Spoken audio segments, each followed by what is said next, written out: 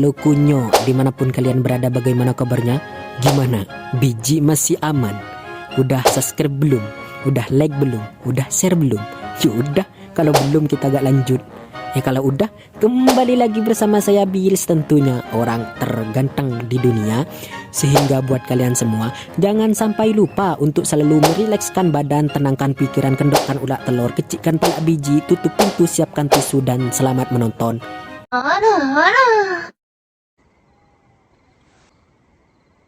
Kisah bermula memperlihatkan seorang wanita bernama Drasa yang merupakan seorang sniper jarak jauh yang sangat profesional, di mana dia mempunyai kelebihan dengan bisa tinggal di lubang selama 7 hari, tidak makan, tidak minum, tidak tidur, tapi bukan malaikat, tidak bisa nonton channel YouTube Nadia Official, hanya demi menuntaskan misinya, yaitu membunuh seorang target yang datang dari luar negeri.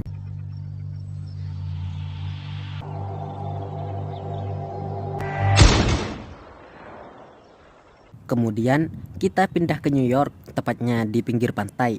Terlihat seorang pria bernama Levi, di mana dia juga sama seperti Drasa merupakan ahli penembak jarak jauh. Namun sekarang Levi harus nganggur selama 1 tahun setelah dia pensiun dari kemiliteran. Tak lama, Levi menerima pesan teks dari perusahaan militer swasta yang berupa sebuah pekerjaan, dan karena Levi sedang gak ada uang sedangkan dia harus membayar utang pinjolnya pekan lalu, Levi pun menerima tawaran tersebut. Dan ya, perkenalkan, dia Nyonya Marta, merupakan pemimpin perusahaan swasta yang masih tergolong dalam kemiliteran, di mana dia langsung membacakan identitas Levi yang merupakan mantan militer dan seorang sniper jitu yang sangat ahli, di mana si Levi telah berhasil membunuh orang sebanyak 200-an, hampir 300. Tapi sayang, itu bukan koruptor, di mana Marta kagum dengan bakatnya sehingga ingin memberinya pekerjaan. Tak lama, akhirnya Levi memulai misi itu. Tampak dia sedang berada di pesawat, namun yang menarik adalah dia tidak diberitahu siapa targetnya, di mana tempatnya. Ia hanya harus mengikuti semua instruksi dengan terjun dari pesawat saat itu juga.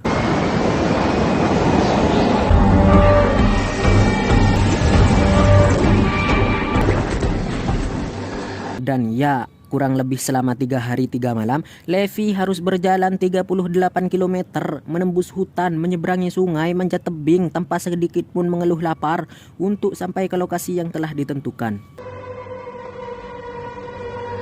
Dan ya, akhirnya Levi sampai juga di tujuan, pinggir jurang yang sangat dalam, diselimuti kabut putih tebal, yang kemudian datang seorang teman tentara yang sudah 1 tahun di sana untuk menjemput si Levi. Tentara itu mengaku bahwa dia sudah 1 tahun di menara itu, di mana di sana telah disediakan perbekalan dan kebutuhan Levi, baik makanan, minuman, senjata, amunisi, kecuali perempuan. Namun Levi tetap tidak diberi sedikit pun clue apa yang harus dia lakukan di sana selama 1 tahun ke depan untuk menggantikan tentara itu karena sudah habis masa kontraknya. Selain itu, Levi juga diberitahu bahwa misinya itu sangat rahasia. Tidak ada alat komunikasi ke dunia luar. Dia hanya harus fokus memantau jurang itu yang dikelilingi pagar kawat di tepiannya, serta ranjau yang tergantung, juga sensor apabila ada pergerakan dari sana. Dan yang terakhir, yaitu satelit pemancar yang menutupi jurang itu dari dunia luar seperti peta dunia dan Google Earth, agar jurang itu tidak diketahui. Kira-kira apa di dalam jurang itu? Coba tebak. Dia juga menambahkan bahwa satu-satunya partner kerja Levi adalah seseorang yang ada di menara sebelah jurang lainnya, yang merupakan utusan dari negara lain, di mana penjagaan itu telah berlangsung selama 75 tahun, tepat setelah Perang Dunia II berakhir, dan setiap tahunnya para penjaganya akan diganti. Levi yang penasaran pun bertanya, apa sih yang ada di dalam jurang itu, Bang? Yang kemudian dijawab oleh si tentara itu, entahlah, sulit menjelaskannya. Intinya, jika ada apapun yang memanjat dari jurang itu, langsung tembak saja, tanpa harus pikir panjang, oke? I need to keep people from going in the gorge. No, you need to stop what's in the gorge from coming out. What the hell is that? Levi masih terus berpikir apakah yang ada di dalamnya adalah makhluk mitologi kuno berumur ribuan tahun, ataukah Ya'juj Ma'juj yang keluar untuk menghancurkan bumi, ataukah tempat penjara para koruptor negara Konoha dari masa lalu. Levi sama sekali tidak diberitahu siapakah yang akan dia hadapi. Selesai ijab kabul pekerjaan itu, si tentara menuju titik tempat penjemputan, di mana dia langsung dijemput dengan sebuah helikopter untuk pulang ke rumah. Namun ternyata dia harus dibunuh atas perintah dari pusat supaya kerahasiaan jurang itu tidak menyebar luas ke publik, sehingga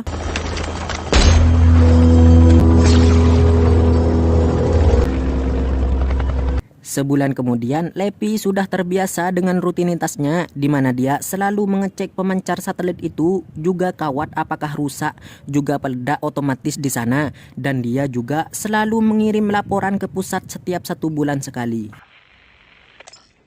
Dan ya, saat itu juga tanpa sengaja Levi menemukan beberapa tulisan dari pendahulunya di menara itu beserta tanggalnya, salah satunya dari tentara tahun 1947 yang membuat kata-kata kurang lebih seperti ini: hanya mereka yang berisiko terlalu jauh bisa tahu sejauh apa mereka bisa pergi. Akhirnya, selama sebulan di sana, Levi bisa melihat partner di seberang jurang yang merupakan seorang perempuan. Tebak siapa? Ya, dia adalah Drasa, sosok sniper jitu yang tadi diperlihatkan di adegan awal, sehingga bisa disimpulkan bahwa penjaga jurang itu merupakan tentara pilihan yang mempunyai bakat langka. Dan setelah 2 bulan di sana, Levi dan Drasa akhirnya melakukan kontak jarak jauh menggunakan tulisan yang dilihat dengan teropong yang isinya cuma perkenalan biasa. Namun tak lama mereka pun adu skill menembak jarak jauh agar diketahui siapa yang lebih hebat antara keduanya itu.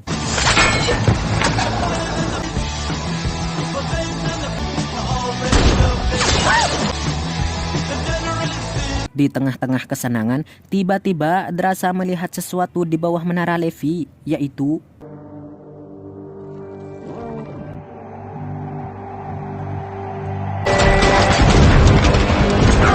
ya, entah makhluk apa itu. Drasa yang ada di seberang juga membantu Levi menembak, dan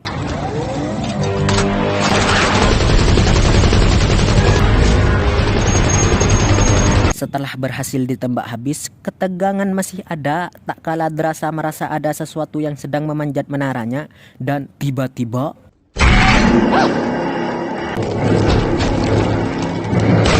ya, ternyata bukan hanya itu, melainkan banyak sosok itu yang tengah memanjat dan berhasil melewati kawat pembatas.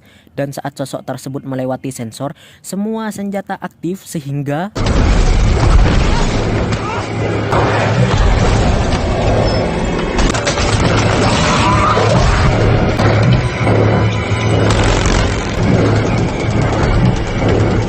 keesokan paginya, Levi langsung memperbaiki kawat-kawat yang rusak, juga ranjau gantung yang telah meledak. Namun saat Drasa memantau dari kejauhan, tiba-tiba datang pesawat tanpa awak dari bawah, lebih mirip seperti drone, tapi tahu entah apa itu, yang langsung pergi dari sana tanpa amit-amit.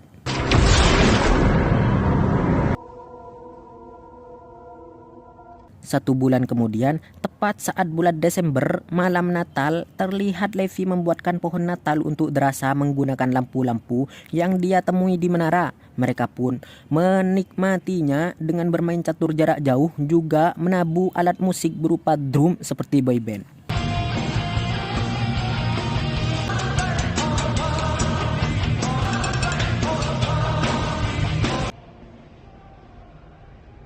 Bulan Februari, pas 6 bulan mereka berada di sana, Drasa malah keingat dengan almarhum ayahnya, sehingga dia merasa kesepian yang membuat Levi keheranan.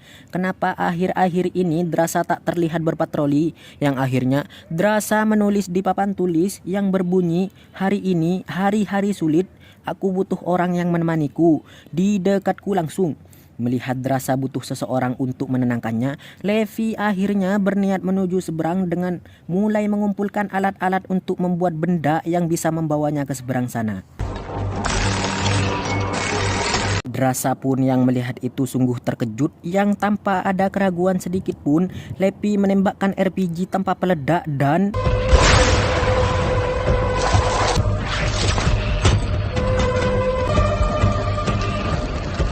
Setelah tali itu diikat oleh Drasa ke sebuah pohon, Lepi tidak langsung berangkat melainkan mencukur kumis dan jenggot biar kelihatan ganteng di depan Drasa seperti pria berumur 20 tahun padahal udah hampir 60 tahun sehingga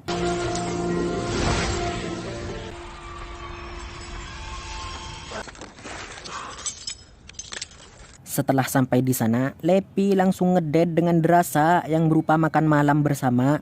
Namun seperti yang Anda ketahui, ternyata para setan mesum merasuki mereka sehingga melakukan pekerjaan yang harus disembunyikan dan diblur seblur-blurnya oleh saya sendiri sebagai editor.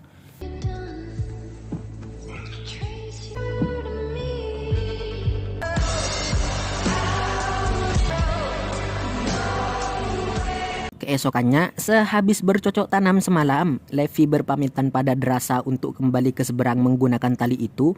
Namun, ya, akibat makhluk di bawah yang manjat ke atas sehingga membuat bom meledak, Levi jatuh ke jurang. Melihat itu, Drasa langsung bertindak dan inilah yang terjadi.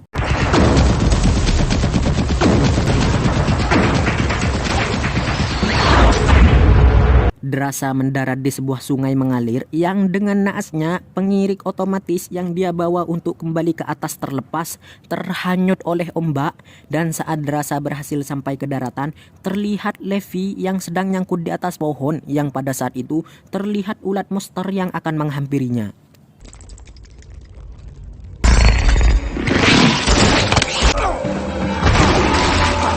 Setelah lepas dari ulat itu, lagi-lagi Lepi harus dijerat oleh sebuah akar yang mempunyai taring. Juga ada perekat yang sangat kuat sehingga Lepi tidak bisa lepas, sehingga saat nyawanya di ujung tanduk Lepi,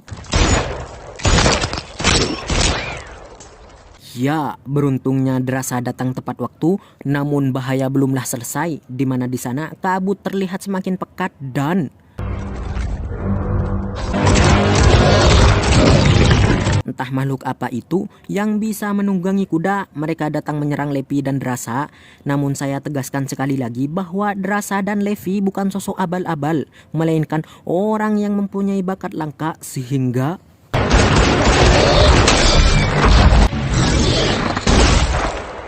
tanpa arah, akhirnya mereka mulai berjalan dengan keadaan kabut yang tebal sampai-sampai mereka tiba di sebuah kota kuno yang telah hancur. Di bawah jurang ini juga retakan tanah akibat gempa bumi, tapi mereka tidak tahu tempat apa itu.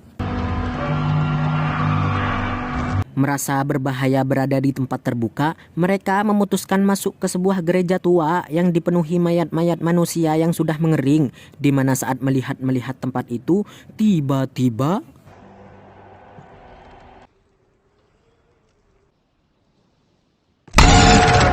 muncul makhluk seperti laba-laba tapi berkepala tengkorak manusia. Entah makhluk apa itu. Namun Levi dan Drasa langsung bertindak menembak laba-laba itu, tapi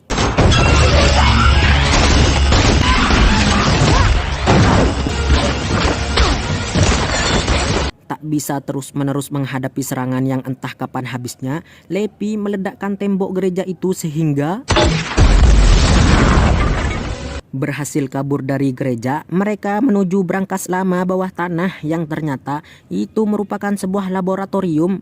Yang kemudian Levi menemukan sebuah kaset lama yang langsung ia putar untuk mengetahui apa isinya itu.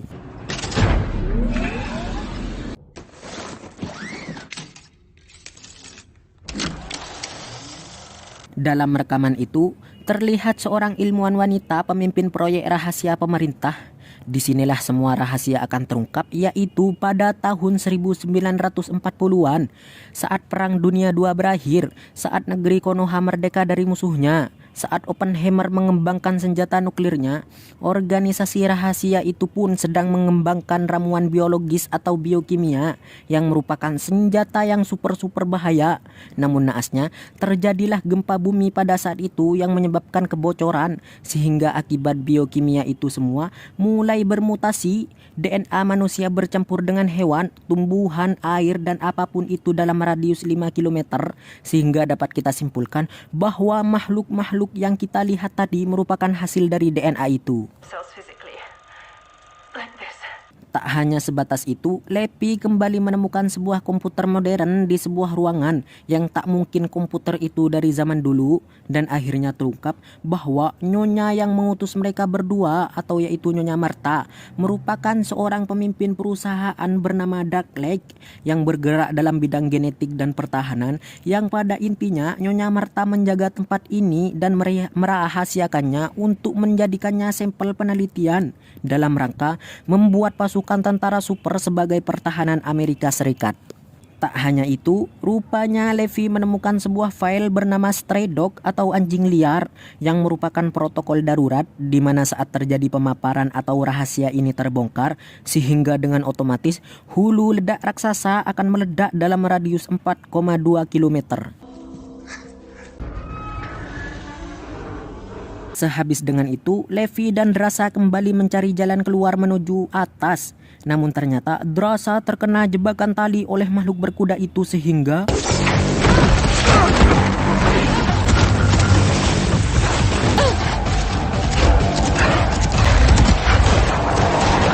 mengamati jejak Drasa yang di bawah sejauh 500 meter, Levi menemukan Drasa yang ternyata berada di dalam sebuah lubang besar yang di dalamnya terdapat bom nuklir yang belum diluncurkan.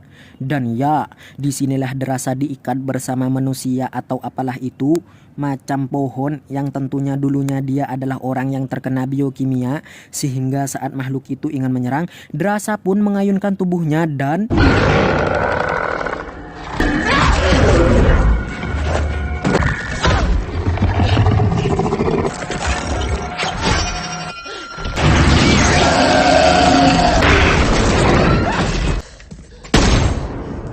beruntungnya Levi datang tepat waktu yang kemudian mereka kembali mencari jalan ke permukaan. Namun ternyata mereka tiba di ruangan di mana terlihat sebuah pohon bermutasi persis seperti yang dikatakan ilmuwan di video jadul bahwa DNA manusia bercampur dengan DNA tumbuhan sehingga membuat pemandangan yang mengerikan.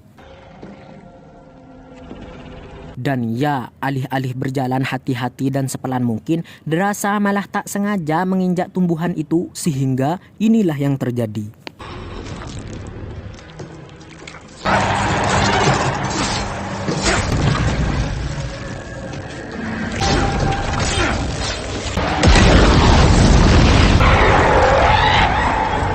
Sehabis itu, mereka beranjak ke permukaan dan berhasil menemukan mobil jeep dengan derek yang sangat kuat sehingga langsung menggunakannya untuk pergi ke titik awal mereka jatuh ke sana.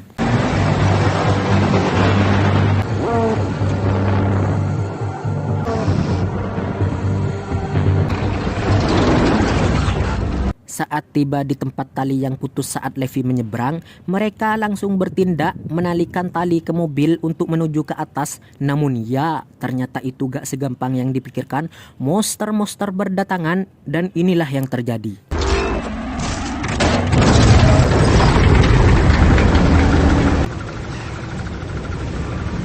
Dan ya, saat Levi dan Drasa berhasil melewati kabut tebal itu, lagi-lagi makhluk kayu itu mengikuti mereka dengan memanjat tebing, sehingga adegan mengadrenalinkan pun terjadi sehingga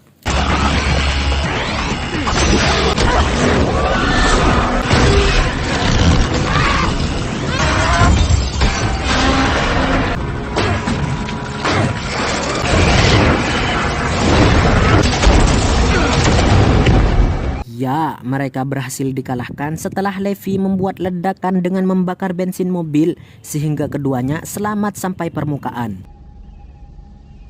Tak menunggu waktu lama, Levi kembali ke pos menaranya dan langsung mengirim kabar dan laporan lewat telepon satelit.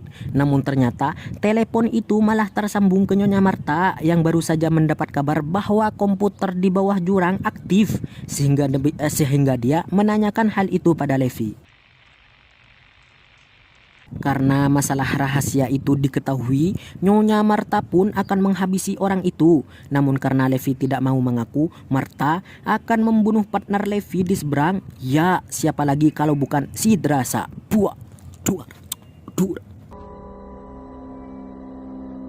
Karena Levi dan Drasa pun merasa bahwa ini semua akan berakhir buruk, jadi mereka berdua pun antisipasi dengan meletakkan peledak di satelit penyelubung untuk menyambut kedatangan Nyonya Martha.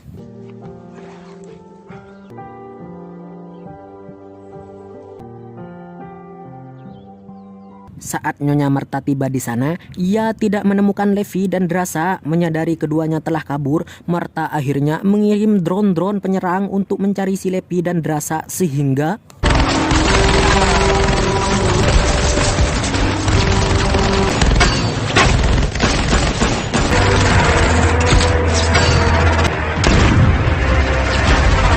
selesai menghabisi drone-drone penyerang, Levi dan Drasa mengambil tempat membidik untuk menembak peledak yang mereka tempelkan di satelit sehingga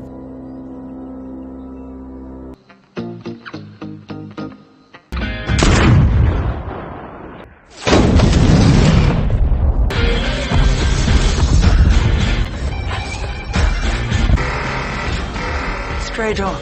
dan ya, sesuai penjelasan di awal bahwa satelit penyelubung itu berfungsi untuk menahan kabut tebal yang mengandung biokimia, sehingga saat satelit itu hancur, maka nuklir atau protokol darurat yang bernama anjing liar pun aktif dan ledakannya yaitu radius 4,2 km.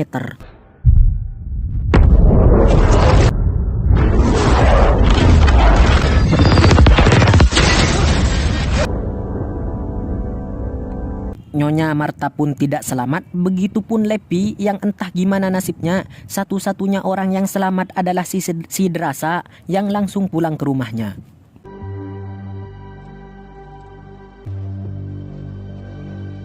Dan ya, 2 bulan setelah kejadian itu, terlihat Drasa bekerja sebagai waiters di sebuah restoran dan ternyata Levi masih belum koid dan muncul kembali di sana. The end, akhir yang sangat B aja.